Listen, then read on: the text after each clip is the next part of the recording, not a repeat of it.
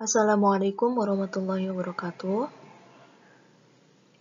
Pekan sebelumnya, saya udah bilang kalau misalnya saya akan menjelaskan dari awal mula pertama kali pemerintahan Islam. Ini secara singkat aja ya, karena yang penting kamu itu paham alur ceritanya itu seperti apa. Karena namanya SKI itu ceritanya berlanjut. Kalau misalnya kamu awalnya aja nggak paham, itu semakin ke atas malah tambah bingung, kok bisa sih ceritanya seperti ini gitu. Oke, jadi karena itu saya bahas secara singkat.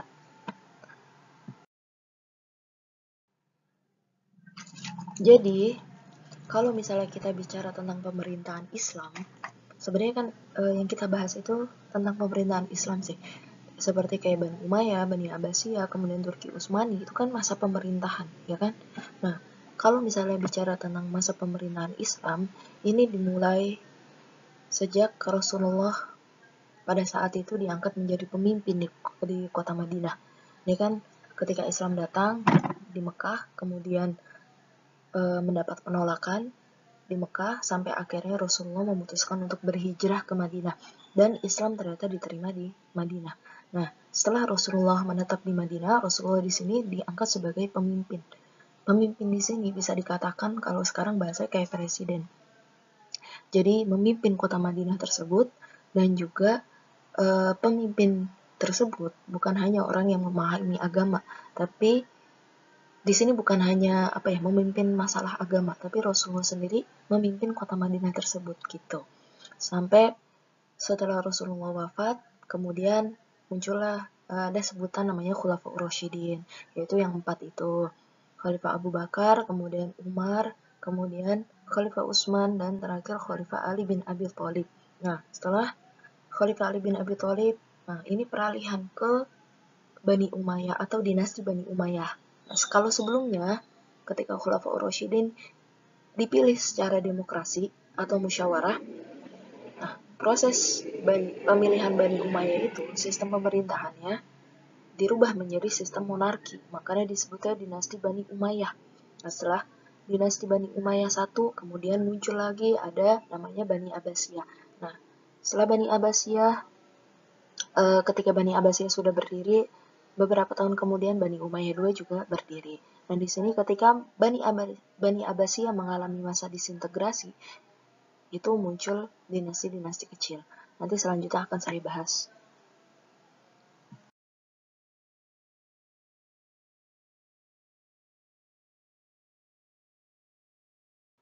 Oke, sebelumnya sudah dibahas masa urutannya ya, urutan pemerintahan Islam seperti apa.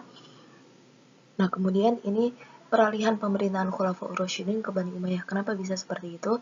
Ini akan saya jelaskan secara singkat. Pada saat itu terjadinya perang Siffin, mungkin kamu juga udah nggak asing, mungkin udah tahu ceritanya seperti apa, karena ini di pelajaran akidah juga dibahas. Karena di situ kalau di akidah pembahasannya adalah munculnya aliran-aliran, ya, muncul aliran-aliran itu setelah perang Siffin, dan dengan adanya perang Siffin itu juga memunculkan atau masa peralihan dari Khulafaur Rasyidin ke Bani Umayyah. Jadi pada saat itu ada perang Siffin, yaitu perang antara Khalifah Ali bin Abi Thalib dengan kelompok Muawiyah bin Abi Sufyan, sampai akhirnya setelah perang Siffin berakhir, ini tidak dimenangkan oleh siapa-siapa, karena pada saat itu kelompok Muawiyah bin Abi Sufyan minta damai, sampai akhirnya terjadilah peristiwa tahkim atau perundingan damai setelah perang Siffin yang bertempat di Daumatul Jandal. Jadi peristiwa tahkim ini perundingan damai antara kelompok Khalifah Ali bin Abi Thalib dengan Muawiyah bin Abi Sufyan, yang dimana kedua belah pihak harus turun dari jabatannya. Khalifah Ali bin Abi Thalib harus turun dari jabatan khalifah, kemudian Muawiyah bin Abi Sufyan harus turun dari jabatan gubernur, karena pada saat itu Muawiyah bin Abi Sufyan menjabat gubernur di daerah Syam. Ya, sampai akhirnya setelah peristiwa tahkim ini tidak menemukan hasil, karena pada saat itu sebenarnya udah menghasilkan sesuatu gitu, udah ada perjanjian, ternyata kelompoknya Muawiyah bin Abi Sufyan ini berkhianat. Nah, selesai peristiwa tahkim, sampai akhirnya munculnya 3 golongan, yaitu ada golongan Syiah, kemudian ada Khawarij, dan kelompoknya Muawiyah. Nah, untuk Syiah dan Khawarij, mereka belum berbentuk aliran sebenarnya. Mereka tuh baru kelompok aja. Sampai akhirnya mereka berubah menjadi suatu aliran gitu. Jadi munculnya aliran-aliran yang kamu pelajari di pelajaran akhirnya itu mulainya dari sini juga. Setelah adanya tahkim, kemudian ada peristiwa Amul Jamaah. Jadi sebelum peristiwa Amul Jamaah di sini, Khalifah Ali bin Abi Thalib itu terbunuh oleh salah satu orang utusan dari kelompok Khawarij, yang pada saat itu kelompok Khawarij memang marah dengan keputusan Ali bin Abi Thalib yang berdamai dengan Muawiyah. Jadi kelompok Khawarij ini yang keluar dari kelompok Syiah. Nah, setelah itu, setelah Khalifah Ali bin Abi Thalib wafat, kemudian pemerintahan sempat dipegang sama anaknya Ali bin Abi Thalib, yaitu Hasan bin Ali. Nah, baru sebulan menjabat sebagai pemimpin, Hasan bin Ali ini kemudian menyerahkan pemerintahan atau kekuasaannya kepada Muawiyah bin Abi Sufyan. Nah, itulah yang disebut dengan peristiwa Amul Jamaah atau tahun persatuan, yang dimana Hasan bin Ali menyerahkan kekuasaan kepada Muawiyah dengan beberapa persyaratan. Persyaratannya itu banyak, salah satunya adalah, jadi yang penting aja, jadi Hasan bin Ali meminta kepada Muawiyah bin Abi Sufyan agar Muawiyah bin Abi Sufyan dan pengikutnya tidak lagi menjelek-jelekan keturunan Ali ataupun Khalifah Ali bin Abi Thalib sendiri, dan melindungi keturunan dari Khalifah Ali bin Abi Thalib. Dan yang penting lagi, setelah Muawiyah bin Abi Sufyan wafat atau lengser dari jabatan pemerintahannya, ini pemerintahan Islam harus dikembalikan lagi kepada rakyat. Maksudnya adalah harus dipilih lagi secara demokrasi. Tapi nyatanya Muawiyah bin Abi Sufyan di sini berkhianat lagi. Malah membentuk dinasti Umayyah itu sebuah kerajaan yang sistem pemerintahannya menjadi monarki.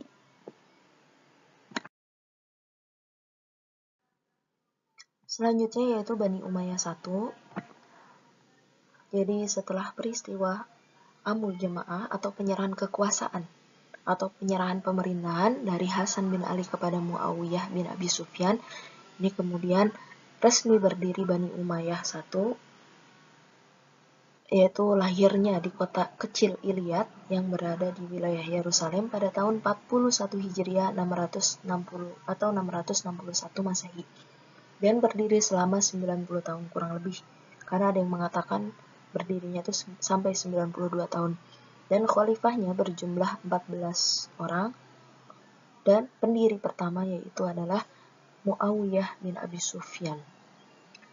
Ibu kota Bani Umayyah kemudian ditentukan pada saat itu ditempatkan di Damaskus. Kenapa di Damaskus? Karena Muawiyah bin Abi Sufyan sebelumnya sudah menjabat sebagai gubernur di daerah Syria.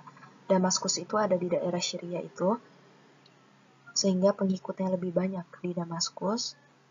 Akhirnya ibu kotanya itu di Damaskus. Nah, Khalifah Bani Umayyah yang terkenal dan yang memajukan pemerintahan Bani Abbasiyah pada saat itu, yang pertama ada Muawiyah bin Abi Sufyan, kemudian ada Marwan bin Hakam, ada Abdul Malik bin Marwan, Walid bin Abdul Malik, dan yang terakhir Umar bin Abdul Aziz.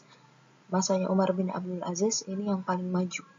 Selain itu, Umar bin Abdul Aziz itu satu-satunya pemimpin yang diakui oleh kelompok Bani Abbasiyah. Tapi, karena pada saat itu sangat damai, tentram, tidak ada terjadinya pemberontakan di mana-mana, itu malah yang dimanfaatkan oleh Bani Abbasiyah membentuk kelompok atau melakukan propaganda, melakukan gerakan di bawah tanah untuk menggulingkan Bani Umayyah. Begitu.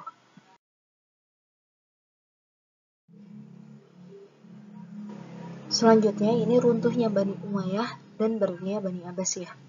Jadi kan tadi saya sudah jelaskan kalau misalnya ketika pemimpinan Khalifah Umar bin Abdul Aziz ini sangat tentram, sangat damai, pada saat itu tidak ada pemberontakan sama sekali, Dan itu yang dimanfaatkan oleh kelompok Bani Abbasiyah membentuk gerakan di bawah tanah. Membentuk gerakan di bawah tanah ini, diam-diam Bani Abbasiyah itu menyusun rencana untuk menggulingkan Bani Umayyah. Nah, ini yang pertama, Bani Abbasiyah mulai melakukan upaya perebutan kekuasaan sejak masa Khalifah Bani Umayyah, yaitu Umar bin Abdul Aziz berkuasa.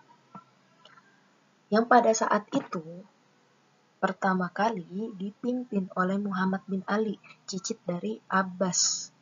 Abbas ini siapa? Abbas itu adalah paman Nabi Muhammad.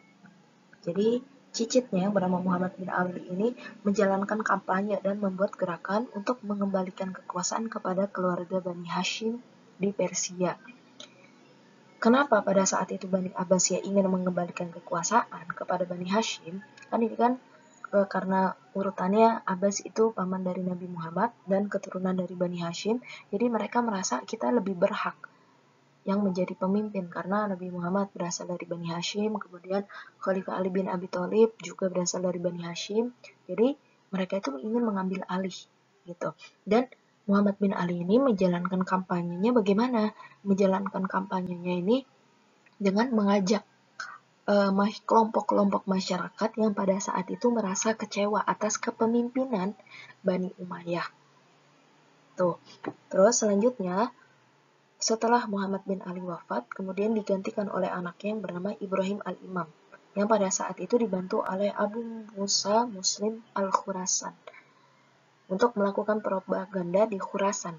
Kenapa pada saat itu dibantu oleh Abu Muslim al-Khurasan? Karena otomatis mereka kan butuh markas, butuh wilayah untuk tempat mereka berkumpul. Mereka tuh berkumpul di Khurasan. Sedangkan di Khurasan sendiri pemimpinnya pada saat itu adalah Abu Musa Muslim al-Khurasan gitu. Setelah Ibrahim al-Imam wafat, jadi pada saat itu Ibrahim al-Imam sedang melakukan kampanye, ternyata ketahuan sama kelompoknya Bani Umayyah. Akhirnya Ibrahim al-Imam ditangkap, kemudian dimasukkan ke penjara. Sampai akhirnya meninggal di penjara. Setelah Ibrahim al-Imam ditangkap, pada saat itu yang melanjutkan gerakan makar dari kelompok Bani Abbasiyah yaitu adalah Abu Abbas As-Saffah. Yang Abu Abbas As-Saffah ini menjadi pendiri pertama dari Bani Abbasiyah. Nah, pada saat itu Abu Abbas As-Saffah memimpin menggantikan Ibrahim al-Imam masih dengan dibantu oleh Abu Muslim al-Khurasani, dan kelompok Bani Abbasiyah atau Bani Abbasiyah ini udah semakin besar karena banyak kelompok-kelompok masyarakat yang merasa kecewa sampai akhirnya mereka ikut gabung dengan kelompoknya Bani Abbasiyah. Tapi Bani Abbasiyah pada saat itu mereka belum memakai nama Bani Abbas, tapi mereka memakai nama Bani Hashim. Secara nama Bani Hashim sama Bani Abbas lebih dikenal Bani Hashimnya dibanding Abbasnya sendiri gitu. Akhirnya banyak orang-orang yang lebih tertarik atau lebih mengikuti kelompok Bani Abbas ini. Salah satunya dari kelompoknya Syiah. Syiah kan tahu sendiri mereka dari kelompoknya Khalifah Ali bin Abi Thalib. Ali bin Abi Thalib itu masih keturunan dari Bani Hashim. Akhirnya mereka mendukung Bani Abbasiyah sampai terjadinya perang antara Bani Umayyah dan Bani Abbasiyah yang pada saat itu perangnya dinamakan dengan Perang Al-Zab, dan dari perang Al-Zab ini dimenangkan oleh kelompok Bani Abbasiyah, dan di situ resmi Bani Umayyah hancur. Perjalanan Bani Umayyah tidak berhenti di sana karena ini masih ada kelanjutannya, yaitu Bani Umayyah II. Jadi kenapa sampai berdirinya Bani Umayyah II? Ini kan setelah perang Al-Zab terjadi, perang antara Bani Umayyah dan Bani Abbasiyah. Di situ masih ada sisa-sisa kekuatan Bani Umayyah yang tersisa, dan masih ada orang-orang atau kelompok Bani Umayyah yang masih hidup. Sebenarnya pada saat itu Bani Abbasiyah sudah membantai habis keturunan dari Bani Umayyah. Jadi maunya Bani Abbasiyah ini, dia tidak mau lagi memisahkan salah satu orang pun dari keturunan Bani Umayyah. Ya, pada saat itu benar-benar terjadi pembantaian massal yang dilakukan oleh kelompok Bani Abbasiyah. Hingga akhirnya ada satu orang, ya satu orang ini keturunan dari Bani Umayyah. Dia ini selamat dan dia ini melarikan diri ke Andalusia atau Spanyol. Kenapa sampai akhirnya melarikan diri ke Andalusia? Karena pada saat itu Andalusia sudah ditaklukkan oleh kelompok Bani Umayyah. Jadi Bani Umayyah pernah melakukan Andalusia, dan ketika dia datang ke Andalusia, ada sebagian orang atau sebagian kelompok yang masih selamat pada saat itu yang ikut ke Andalusia. Jadi pada saat itu orang yang selamat yaitu bernama Abdurrahman Ad-Dakhil. Beliau selamat dan akhirnya menetap di Andalusia. Nah, kemudian di Andalusia itu mendirikan Bani Umayyah II. Jadi Bani Umayyah II ini berdiri tahun 755 Masehi. Tapi setelah hancurnya Bani Umayyah I, Bani Abbasiyah langsung berdiri, yaitu tahun 750. 5 tahun kemudian berdiri Bani Umayyah II di Andalusia, ibu kotanya di Andalusia. Kemudian pendirinya yaitu Abdurrahman Ad-Dakhil, yaitu tadi keturunan dari Bani Umayyah. Masa pemerintahannya lebih sebentar daripada Bani Abbasiyah, tapi lebih lama daripada Bani Umayyah I, yaitu 276 tahun, dan khalifahnya 15 khalifah. Berakhir tahun 1031 Masehi. Peradaban dan pembangunan pada saat itu yang masih tersisa, mungkin sampai sekarang masih ada ya, yaitu ada Masjid Raya Cordoba, kemudian Istana Damsyik, kemudian di Granada itu ada Istana Alhambra, terus ada Istana Al-Ghaza, Menara Girilda. Jadi memang pada akhirnya Bani Umayyah itu hancur juga karena pada saat itu tidak jelasnya sistem peralihan kekuasaan, ya kan? Walaupun mereka sistemnya monarki, tapi pada akhir-akhirnya itu nggak jelas masa peralihannya. Terus kemudian tidak adanya ideologi pemersatu, karena di Andalusia ini bukan hanya dihuni oleh orang-orang Islam, tapi banyak juga dari kaum Kristennya. Kemudian keterpurukan ekonomi salah satunya, dan merasa terasing. Ditambah lagi pada saat itu terjadinya muluk Tawaif di Andalusia. Muluk Tawaif itu akhirnya ada kerajaan-kerajaan kecil juga yang berdiri.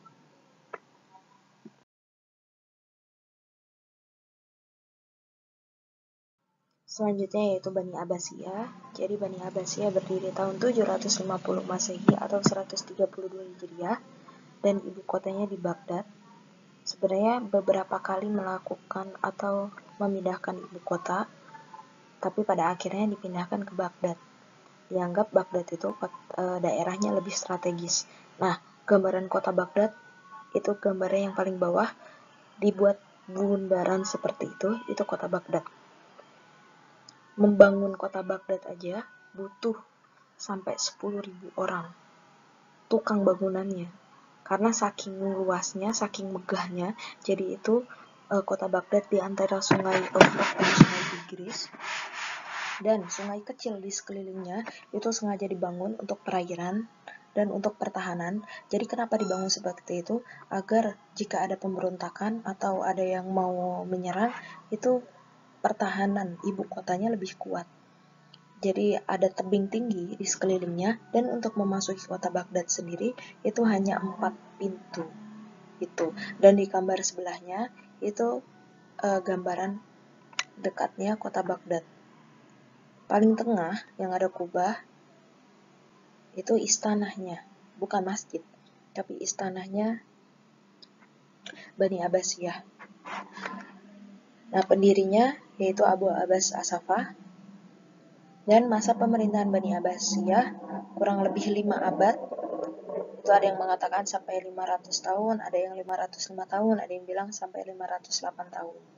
Dan khalifahnya itu sebanyak 37 khalifah, dan berakhir tahun 1258 Masehi.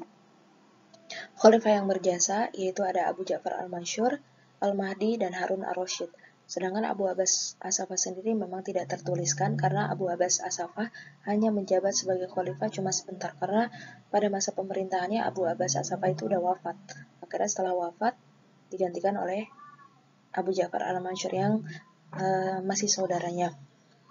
Nah, puncak kejayaannya pada saat itu dipegang oleh Harun Ar-Rasyid. Nah, kemudian masa pemerintahannya atau fase pemerintahannya ini terbagi menjadi 5 periode. Pertama, ada periode pengaruh Persia I. Kenapa pengaruh Persia I? Jadi, tadi kan sebelumnya saya udah jelasin kalau Bani Abbasiyah itu berdiri dengan dibantu beberapa kelompok yang pada saat itu kecewa atas pemerintahan Bani Umayyah. Setelah Bani Abbasiyah berdiri, ini pemimpin memang dipegang oleh keturunan Bani Abbasiyah atau keturunan Abbas. Akan tetapi, dalam menjalankan sistem pemerintahannya, ini dibantu dari beberapa kelompok, dari kalangan masyarakat sendiri. Yang pertama pada saat itu memang dipengaruhi oleh orang-orang Persia. Jadi orang Persianya pada saat itu diangkat menjadi wazir atau menteri oleh Bani Abbasiyah. Makanya disebut dengan pengaruh Persia I. Yang kedua, ada periode pengaruh Turki I. Setelah orang-orang Persia tadi diangkat menjadi menteri, terus pada masanya Harun Ar-Rasyid ketahuan banyak dari kelompok Persia atau menteri-menterinya itu banyak yang korupsi. Akhirnya mereka diusir dari istana dari istana Bani Abbasiyah sendiri. Dari pemerintahan Bani Abbasiyah mereka diusir. Setelah orang-orang Persia sudah diusir, ini mereka malah mengambil orang-orang Turki. Dan orang-orang Turki ini dijadikan sebagai tentara atau anggota militer sama Bani Abbasiyah. Jadi gini loh, kalau Bani Abbasiyah itu lebih cenderung lemah dalam hal kemiliteran. Makanya mereka itu menunjuk orang-orang Turki untuk menjadi anggota militer mereka gitu, tentara-tentara mereka untuk menjaga keamanan tuh orang-orang Turki tersebut gitu. Ternyata dengan mengambil orang-orang Turki sebagai militer atau untuk keamanan itu malah menghancurkan Bani Abbasiyah sendiri. Jadi pada saat itu orang-orang Turki itu malah lebih berkuasa karena mereka kan lebih kuat, ya kan? Sedangkan khalifah itu malah kalah sama orang-orang Turki. Jadi khalifah itu bahasanya hanya sebagai apa ya, pemimpin. Dia itu kayak boneka yang diatur-atur oleh Turki. Sampai kemudian Bani Abbasiyah ini karena udah jengah dengan adanya orang-orang Turki, akhirnya mereka minta bantuan kepada orang-orang Persia, yaitu udah namanya dinasti Buaihiyah. Karena di sini Bani Abbasiyah sudah mengalami disintegrasi. Nanti saya jelaskan lagi masa disintegrasi itu apa. Jadi setelah itu mereka memanggil dinasti Buaihiyah untuk mengusir Turki, orang-orang Turki. Akhirnya kelompok dinasti Buaihiyah berhasil mengusir orang-orang Turki dan dinasti Buaihiyah pada saat itu berkuasa di Bani Abbasiyah. Tapi berbedanya, kalau tadi kan orang Persia dijadikan menteri, kalau Turki dijadikan militer. Nah, kalau dinasti Buaihiyah ini, mereka malah mempengaruhi dalam hal aliran. Karena dinasti Buaihiyah ini menganut aliran Syiah. Dan khalifahnya pada saat itu, kayak mereka tuh harus dituntut.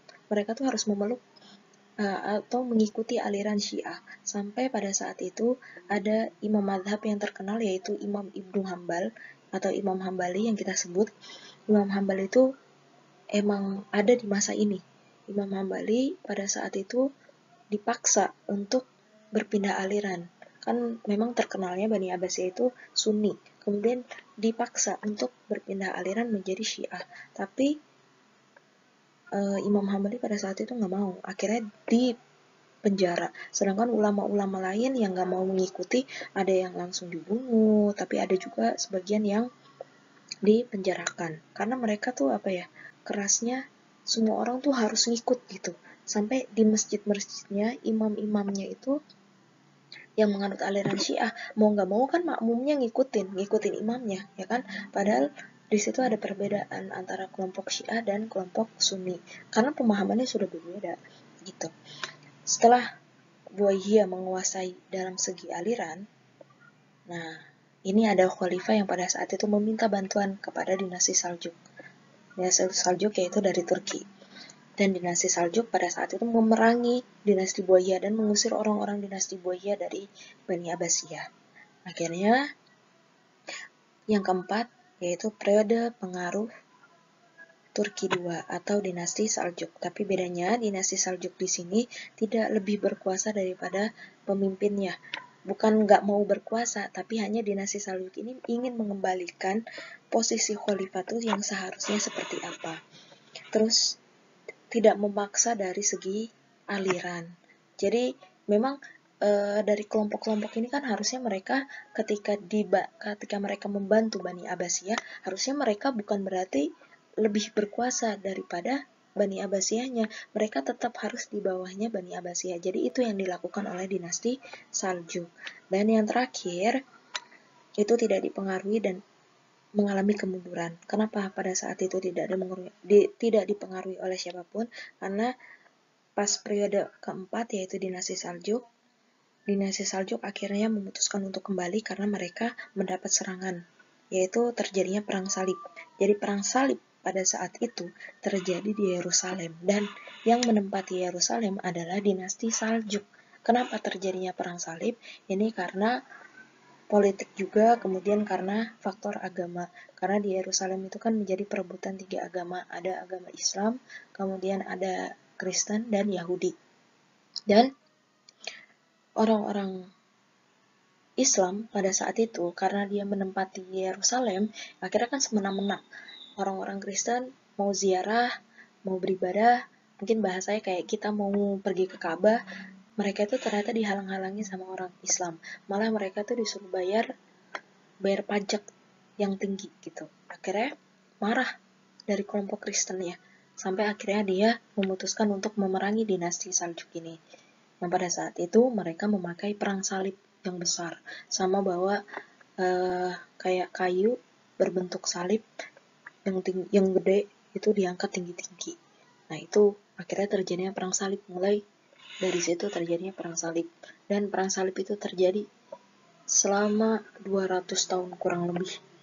Ini pernah dimenangkan oleh Islam, pernah dimenangkan oleh Kristen. Jadi ada perang salib 1, 2, 3, 4, dan banyak lagi. Yang terakhir, tidak dipengaruhi dan kemunduran. Ini memang tidak dipengaruhi lagi oleh dinasti apapun dan pada akhirnya mengalami kemunduran. Nanti saya bahas di slide selanjutnya tentang keruntuhan dinasti Abbasiyah.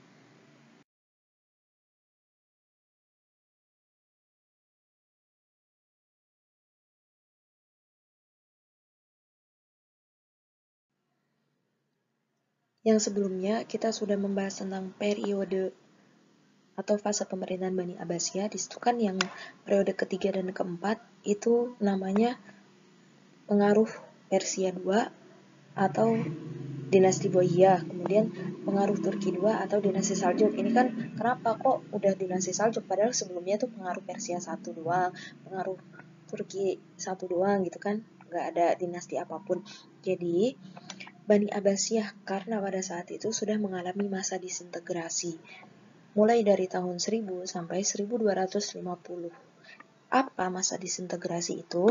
Jadi disintegrasi itu bisa diartikan adalah perpecahan wilayah. Jadi banyak wilayah-wilayah dari Bani Abbasiyah yang menginginkan untuk lepas dari Bani Abbasiyah. Dan wilayah-wilayah yang minta lepas, mereka ini mendirikan dinasti sendiri. Jadi contohnya pada saat itu ada dinasti Fatimiyah di Mesir, kemudian ada dinasti Tohiriyah di Khurasan, ada dinasti Tuluniyah, ada dinasti Idrisiyah, dinasti Ayyubiyah, dinasti Buaihiyah, dinasti Aghlabiyah, dinasti Saljuk juga salah satunya. Dan masih banyak lagi dinasti-dinasti yang mereka meminta untuk lepas atau bahasanya meminta untuk merdeka. Jadi mereka nggak mau di bawah pimpinan dari dinasti Abbasiyah. Oleh karena itu, pada akhir-akhir pemerintahan Bani Abbasiyah, wilayah Bani Abbasiyah itu udah lama-lama tambah kecil karena wilayah-wilayah yang lain sudah meminta melepaskan diri gitu. Dan dinasti-dinasti kecil ini mereka membentuk pemerintahan sendiri di setiap daerahnya. Jadi Fatimiyah dia membentuk pemerintahan sendiri di Mesir, Tohiriyah dia membentuk lagi di Khurasan gitu. Ini udah masuk ke fase-fase mau runtuhnya Bani Abbasiyah. Pada akhirnya Bani Abbasiyah memang runtuh, salah satunya disebabkan karena mengalami masa disintegrasi ini. Gitu. Karena walaupun Bani Abbasiyah masih ada wilayahnya, jadi kan wilayah Bani Abbasiyah dikit-dikit juga diambil, dikit-dikit juga ditaklukkan oleh dinasti lain atau dari kerajaan Kristen yang lain gitu. Tapi di sini ketika Bani Abbasiyah mengalami kemunduran, Bani Umayyah II yang ada di Andalusia itu udah lebih dulu hancur karena pada saat itu dikuasai oleh kerajaan Kristen. Karena memang di Andalusia itu lebih didominasi oleh orang-orang Kristen.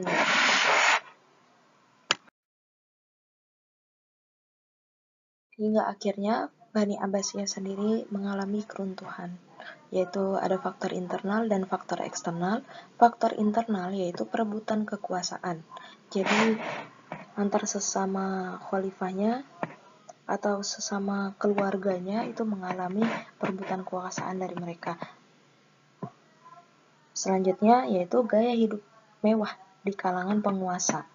Memang kehidupan Bani Abbasiyah itu sangat-sangat mewah. Dari bangunannya saja udah mewah. Jadi yang sebelumnya itu kita lihat gambaran istana Bani Abbasiyah itu yang tengah-tengah istana yang terbuat kubahnya itu terbuat dari emas. Gitu. Ditambah lagi pada saat itu ada kemerosotan ekonomi. Karena kemerosotan ekonomi ini itu dari wilayah-wilayah yang meminta lepas, otomatis kan mereka penghasilan biasanya dari wilayah-wilayah tadi mereka mendapatkan penghasilan, ya ini udah nggak ada penghasilan sama sekali. Ditambah lagi memang Bani Abbasiyah itu dari kalangan pemerintah atau khalifah-khalifahnya mereka tuh lemah dalam kemiliteran. Jadi mereka itu militer-militer itu mereka kayak nyewa dari orang-orang Turki. Tadi kan udah disebutin orang Turki juga kan ya. Tapi dinasti Saljuk kan juga dari Turki juga ya. Nah mereka tuh kayak menyewa orang-orang Turki dari dinasti Saljuk ini untuk menjadi militer mereka, tentara mereka. Karena Bani Abbasiyah lemah dalam hal kemiliteran. Nah mereka menyewa orang-orang militer kan harus bayar dengan bayaran yang tinggi. Terus ditambah lagi ada perilaku amoral para khalifah. Ini sama aja ya, namanya khalifah yang seharusnya mereka itu mengayomi dalam hal keagamaan, tapi para khalifah ini malah sudah menyeleweng dalam hal keagamaan. Ya mereka masih Islam, tapi ya mereka mungkin banyak yang korupsi juga, ya kan? Mau ngambil hak milik rakyat, ditambah lagi mereka itu ya judi, homer itu udah biasa. Dan faktor eksternalnya tentunya kerajaan-kerajaan kecil yang terpecah-pecah itu tadi, yaitu masa disintegrasi. Ditambah lagi ada perang salib, itu juga sudah saya jelaskan tadi. Perang salib yaitu dari dinasti Saljuk, dan dinasti Saljuk pada saat itu memang di periode 4 mereka mempengaruhi dinasti Bani Abbasiyah. Yang terakhir ada serangan tentara Mongol. Sampai akhirnya dari serangan tentara Mongol ini ya udah Bani Abbasiyah langsung hancur begitu aja. Udah nggak ada yang tersisa lagi. Sebenarnya masih ada yang tersisa dari wilayah-wilayah Bani Abbasiyah, itu masih ada yang tersisa karena kan pada saat itu yang diserang di Baghdadnya sendiri, yang bangunan bulat tadi.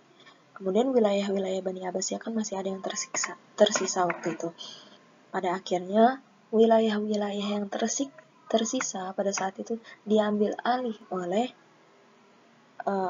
dinasti Saljuk, dan dinasti Saljuk memerintah suku Kai. Siapa suku Kai? Suku Kai itu yang cikal bakal mendirikan Turki Utsmani. Jadi makanya ada sebutan di buku-buku lain itu yang mengambil sisa-sisa kekuatan Bani Abbasiyah yaitu Turki Utsmani. Padahal Turki Utsmani itu jarak berdirinya dari Bani Abbasiyah hancur, kemudian Turki Utsmani berdiri, itu jaraknya hingga 41 tahun. Tapi pada saat itu Turki Utsmani yang masih menyandang nama suku Kai, mereka itu di bawah pimpinan dinasti Saljuk. Dan dinasti Saljuk ini memerintahkan suku Kai tadi untuk menaklukkan beberapa wilayah. Salah satunya memang mengambil alih wilayah kekuasaan Bani Abbasiyah. Jadi, kalau ditanya dari masa pemerintahan Bani Abbasiyah hancur, kemudian ini kan berdirinya Turki Utsmani cukup jauh. Jadi 41 tahun itu siapa yang memegang pemerintahan? Jadi yang memegang pemerintahan itu dari dinasti-dinasti kecil tadi, ada dinasti-dinasti kecil. Jadi memang dinasti Islam tidak mengalami kekosongan. Ada dinasti-dinasti kecil yang sudah berdiri, dan memang yang paling besar di antara dinasti-dinasti kecil itu yaitu adalah dinasti Saljuk. Dan kelanjutannya di materi yang kemarin yang saya jelaskan di Turki Utsmani. Jadi kalau misalnya masih ada yang bingung dan ingin ditanyakan, silahkan tanya. Ini sengaja saya jelaskan dari awal alurnya, karena yang penting tuh kamu paham sama alur ceritanya. Jangan sampai kita udah membahas materi yang